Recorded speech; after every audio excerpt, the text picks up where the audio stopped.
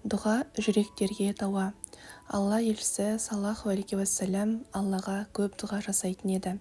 Сондықтан одан үлгі алып, жаратқанға жақсы күндерде де, қиын күндерде де дұға тілектермен сыйынуымыз керек. Мысалы, Алла елшісі саллаллаху алейхи уассалям бұл дұғаны қылмастан отырған жерінен тұрған уақыттары кем болған.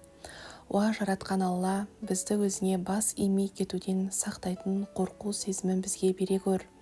Бізге пейішке жеткізетін ғибадаттарды орындауды нәсіп қыла көр. Бізге пейішке жеткізетін құлшылықты нәсіп қыла көр. Бізге дүниенің сынақтарын жеңіл көрсететін бекем иман нәсіп қыла көр. Уа жаратқан Алла, біздің өміріміздің аяғына шейін есту, көру қабілеттеріміздің және дене қуатымыздың пайдасын көруді нәсіп қыла көр. Дүниеден өткенге шейін бізді сау сәлемет қыла көр.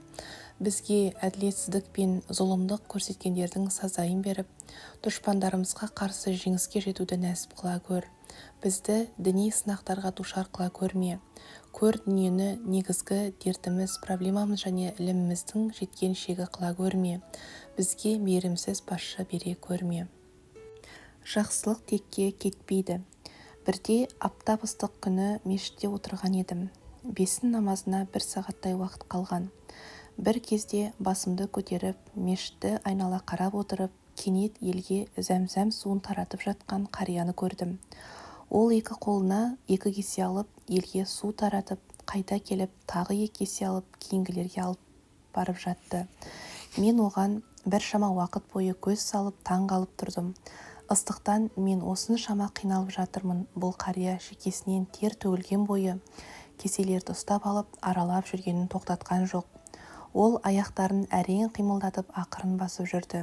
Бірақ қайтадан кесені толтырып алып келу үшін шаршамай қайта-қайта барып келіп жатты. Бұл қарияның шыдамдылығы және жақсылық жасау үшін жалықпай әрекеттенгеніне таң қалдым. Сол сәтте Алла тағала жақсылықты жеңілдетіп қойған кісі үшін жеңіл болатынын түсіндім.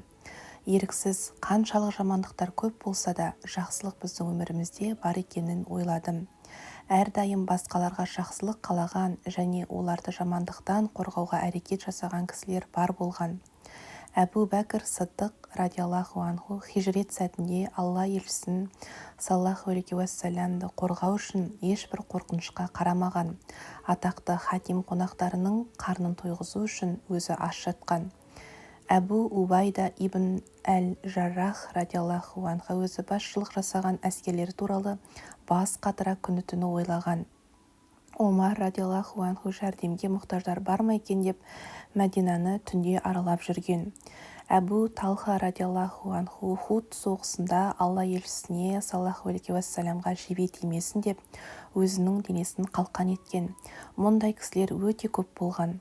Өздері мұқтаж болып, ауыздарының суы құрып тұрса да, пақыр міскінді, жетім мен тұтқынды қуана-қуана тамақтандырады.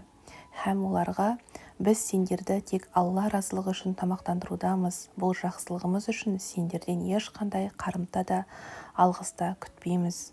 Инсан сүресі 8-9 аяттан. Сабыр еткен үшін оларға жәннатты нәсіп етіп, кіл сусылдаған жібек киімдер кигізеді. Инсан сүресі 12 аяттан. Жүректерді емдеу.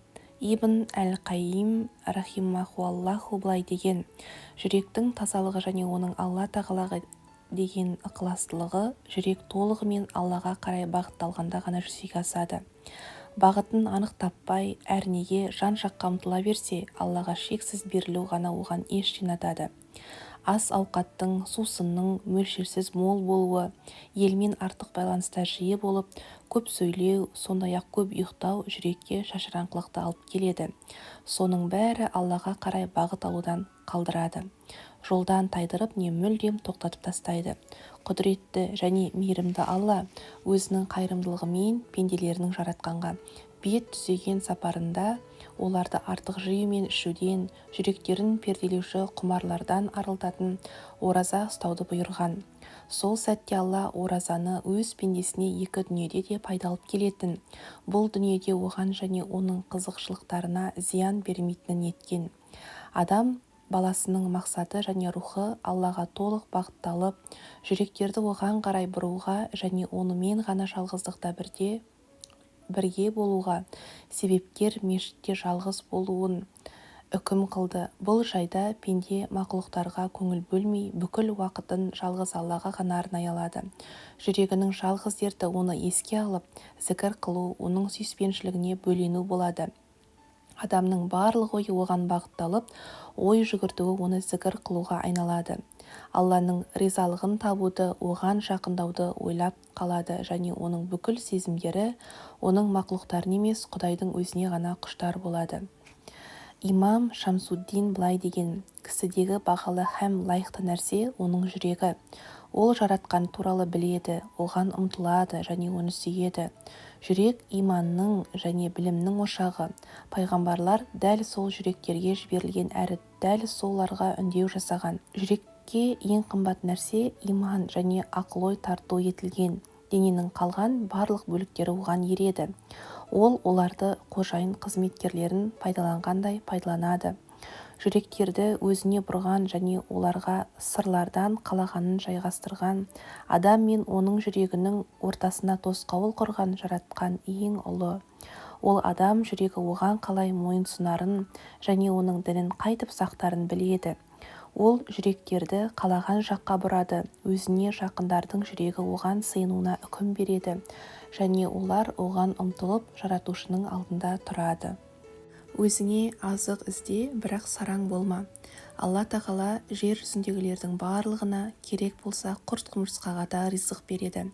Жер жаһанда ризығы Алладан келмейтін бірде-бір қыбырлаған тіршілік иесі жоқ. Худ сүресі 6 аят. Ол барша жануарларға және құстарға ризық береді. Алла елшісі саллаллаху алейхи уассалям былай деген: егер сендер Аллаға шын жүректен тәуекел еткен болсаңдар, өздеріңнің ризықтарыңды таңертең аш қарын ұшып шығып, кешке қарны тойып қайтқан шымшық сияқталар едіңдер. Теңіз түбіндегі балықтарға да Алла тағала ризығын беріп тұрады, ал өзі еш нәрсеге мұқтаж емес. Ол азықтандырады, оны ешкім азықтандырмайды. Әнғам сүресі 14 аяттан. Адам баласы құрт-құмырсқадан, шымшықтан не балықтан жақсырақ. Сондықтан оның ешқандай уайымдайтын негізі жоқ. Алладан жан дүниесі алыс болғаны үшін ғана кедейлікте өмір сүріп, мұқтаждыққа кіріптар болып қалған кісілерді көргенмін.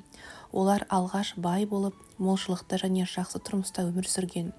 Бірақ Аллаға мойынсынудан бас тартып, намаз оқымай, ауыр күнәлар жасағандықтан, Алла тағала олардың денсаулығын, мол ризығын алып, кедейлік, уайым және қайғы-мұңмен сынаған. Ал кімде-кім мені еске алудан бас тартып, кітабымнан сырт айналса, оның дүниедегі тіршілігі таршылық пен қиындыққа толы болады әрі қиямет күні оны көрсоқыр етіп тірілтіп, махшарға да су қараңғы соқыр күйінде келтіреміз. Таха сүресі 124 аяттан. Мұның себебі қандай да бір қауым өз ішінде рухани тұрғыдан жұтап, кері кетіп, өз-өзінен бүлініп өзгеріске ұшырамайынша, Алла оларға нәсіп еткен нығметін әсте өзгертпек емес. Әнфәл сүресі 53 аяттан. Естеріңде болсын, бастарыңа келген әрбір пәле-жала өз қолдарыңмен істеген күнәларыңның кесірінен, дегенмен ол күнәларыңның көбін бір жола кешеді. Шура сүресі 30 аяттан.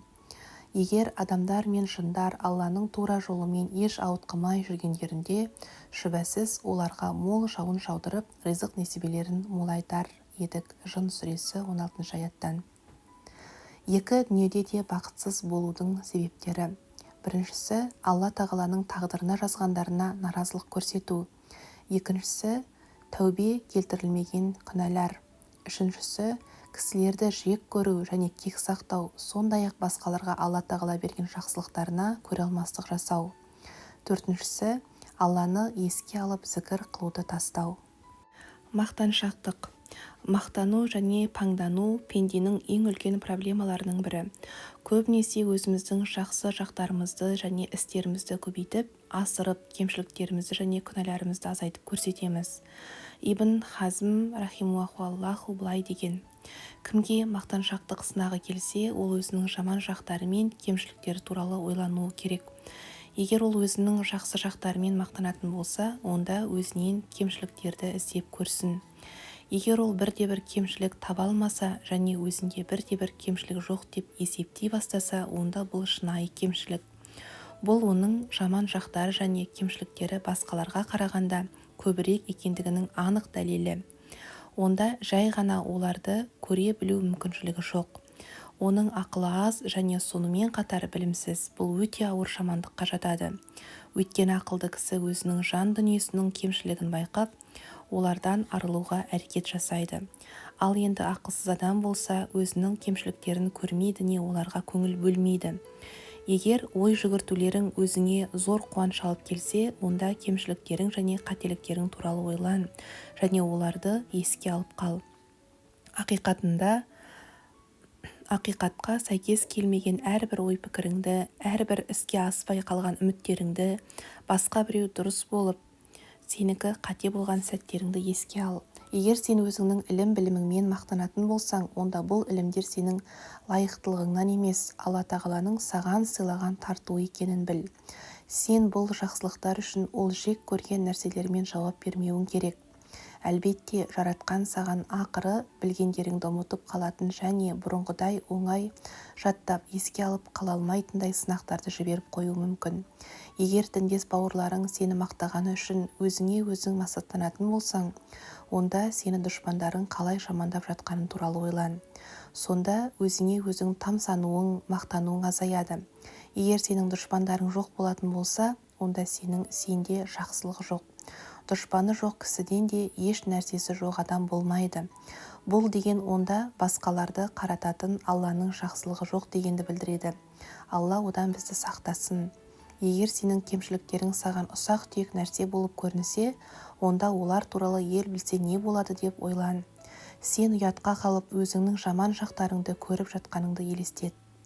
Харис әл-Мухасиби былай деген: егер сендер Алланың ұлылығын және құдіретін сезсеңдер, онда сендер өздеріңнің жасаған істерің туралы айтудан ұялатын едіңдер.